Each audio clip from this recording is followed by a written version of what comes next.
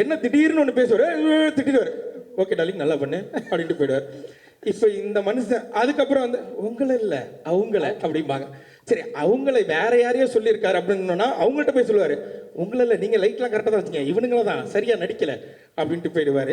So இந்த படம் உண்மையிலே ஆரம்பித்தது ஒரு மாதிரி ஜாலியாக ஆரம்பிச்சது, முடியும் போது ஏண்டா முடியுது அப்படின்னு இருந்தது. ஏன்னா 3 வேளை நல்லா சோறு போட்டாங்க, சும்மா சொல்லக்கூடாது, டெய்லி கறி கஞ்சி, அவ்வளோ ஹாப்பியாக இருந்தது. நம்ம ஆஃபீஸில் அப்படி ஒரு சோறு பண்ணணுன்னு ஏஜிஎஸ் பார்த்து நாங்கள் பல தடவை வியந்திருக்கோம்.